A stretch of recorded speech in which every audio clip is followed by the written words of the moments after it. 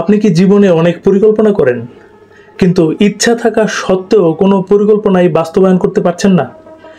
আপনি পরিকল্পনার বাইরে চলে যাচ্ছেন, কাজ করতে চাইছেন, কিন্তু কমফোর্ট জোন থেকে বেরিয়ে আসতে পারছেন না। আপনার মধ্যেও কি অলসতা আছে? উত্তর যদি হয় হ্যাঁ, তাহলে এই ভিডিওটি আপনার জন্য। আমি রফিক নটবর আছি আপনার সাথে। এই ভিডিওতে আমরা এমন কৌশল শিখতে যাচ্ছি যা আপনাকে অলসতা কাটিয়ে সুন্দরভাবে বেঁচে থাকতে এবং সফল হতে সহায়তা করবে। তো আপনি প্রস্তুত আছেন?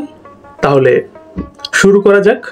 এই কৌশলগুলো আপনার জীবনে পরিপূর্ণতা নিয়ে আসতে পারে। কাইজেন। আসুন একটা গল্প দিয়ে শুরু করি।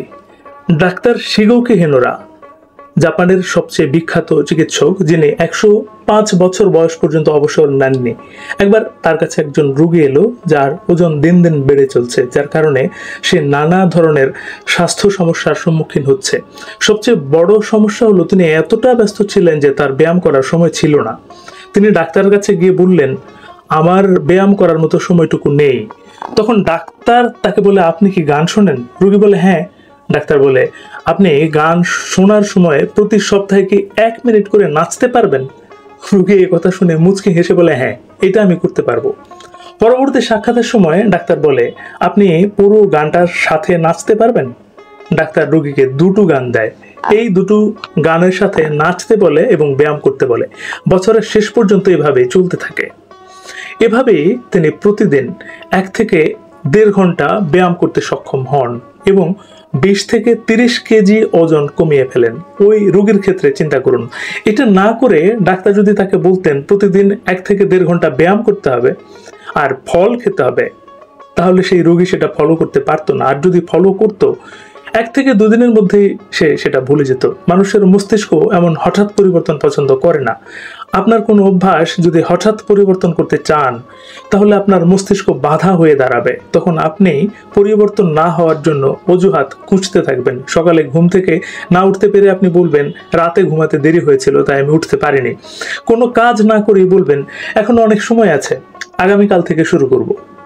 আপনি যদি কোনো মোটিভেশনাল ভিডিও দেখে 6 ঘন্টার পড়াশোনা 12 ঘন্টা করতে যান, সর্বোচ্চ 1 থেকে 2 দিনের বেশি করতে পারবেন না। কারণ হঠাৎ কোনো পরিবর্তন আমাদের মস্তিষ্কে 1 থেকে 2 দিনের বেশি স্থায়ী থাকে না।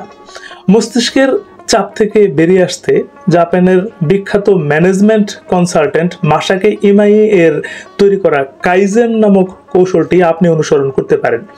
এই কৌশলটি ব্যবহার করে জাপানের প্যানাসোনিক, টয়োটার মতো বিখ্যাত প্রতিষ্ঠানগুলো গড়ে উঠেছে। পুরো জাপান আজ এই কৌশল ব্যবহার করে দুনিয়ার অন্যতম উন্নত দেশ হতে পেরেছে। কাইজেন কৌশলটি আপনার চিন্তাধারাকে বদলে দিতে পারে, আপনার ডিসিশন মেকিং পাওয়ারকে অনেক গুণ বাড়িয়ে দিতে পারে, যা আপনার দৈনন্দিন জীবনে শৃঙ্খলা নিয়ে আসতে পারে। আসুন জেনে নেই কাইজেন আসলে কি। কাইজেন একটি জাপানি শব্দ। কাই মানে চেঞ্জ, জেন মানে গুড। কাইজেনের ফুল মিনিং হচ্ছে চেঞ্জ ফর গুড, ভালোর জন্য পরিবর্তন। ছোট ছোট পরিবর্তনের মাধ্যমে আপনি যখন ভালো কিছু অর্জন করবেন, সেটাই কাইজেন। এখন আপনি ভাবছেন কিভাবে এটি আপনার জীবনে প্রয়োগ করবেন। এই জন্যে আপনার কাজকে ছোট ছোট ভাগে ভাগ করে নিতে হবে। তাই আপনার কাজ এবং সময়কে ছোট ছোট ভাগে ভাগ করুন আর পরিবর্তন লক্ষ্য করুন। ধরুন আপনি একটা নতুন প্রজেক্ট শুরু করতে যাচ্ছেন, কিন্তু সময়ের অভাবে করতে পারছেন না। তখন আপনি সোশ্যাল মিডিয়া, টিভি দেখা প্রতিদিন 10 থেকে 15 মিনিট করে কমিয়ে দিন। দেখবেন আপনি সপ্তাহ শেষে 1 থেকে 2 ঘন্টা সময় পেয়ে গেছেন। ওই সময়ের মধ্যে আপনি কাজটা শুরু করতে পারেন। প্রতিদিন 15 থেকে 20 মিনিট আগে আপনি ঘুম থেকে উঠতে পারেন। ওই সময়টা কাজে লাগিয়ে ওয়ার্কআউট সেশন করতে পারেন, যা আপনাকে প্রতিদিন ঝরঝরে ও এনার্জেটিক রাখবে। আপনার ডায়েট চেঞ্জ করতে চাইলে আপনার খাবারে প্রতিদিন একটু একটু করে চেঞ্জ আনতে পারেন।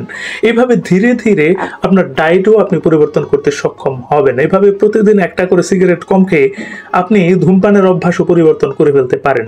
আপনি কাইজেন কৌশলটি অ্যাপ্লাই করে আপনার যে কোনো বদ অভ্যেস পরিবর্তন করতে পারেন। নিজের উপর আস্থা রাখুন আর সমাধানমুখী কাজ করুন, আপনিও পারবেন।